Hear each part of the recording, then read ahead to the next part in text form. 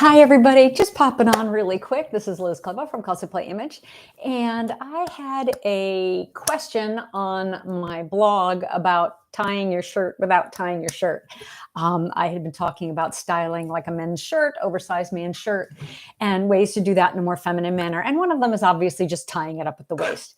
And I mentioned that often it's easier not to tie it, but to tuck it. And of course, I didn't make a video for that. And I had a reader, Sarah. So Sarah, this is for you, explaining how to slot it through rather than tie it. So I'm going to move my chair here. Let me jump up.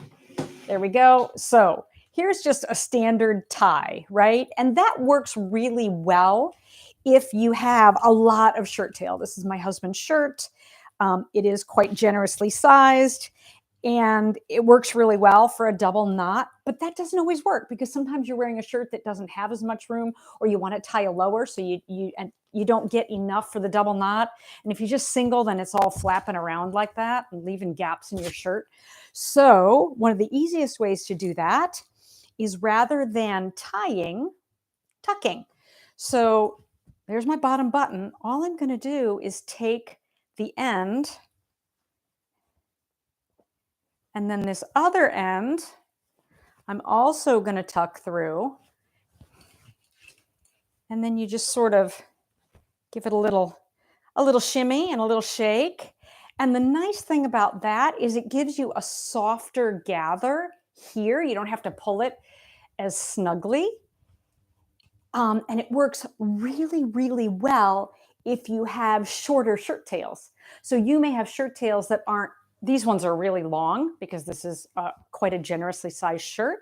But for example, I have a striped shirt that I wear that is a man's shirt, but it's a much smaller size. So the tails aren't as long. I'm not going to get as long a tail. So if your tails aren't long enough to double knot comfortably, then doing this little tuck is a great way to do it. So I'll show you one more time, just kind of repeat that. So I've got my buttons. I take one end, tuck it through, so you can kind of see that. And then I take the other end and grab it as well. And you just sort of have to play with it a little bit to get it where you want it and make sure it's all settled. And if you really want some security, you can knot that at the bottom, but you're going to get kind of a funny looking knot.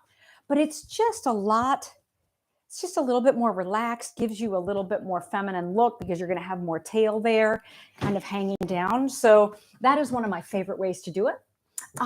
So you know how this works. This is YouTube. If you got some value out of this video, please like and subscribe. Thumbs up at the bottom. That is fantastic. If you haven't subscribed already, I'd love to see you. There'll be a link down below in the blog, and I'll link it back to the blog post where I talked about doing this but didn't describe it. Sorry. So thank you, Sarah, for pointing that out. And I hope this helps. I hope you have a wonderful rest of your day. Everybody stay safe and sound and sane and always stylish.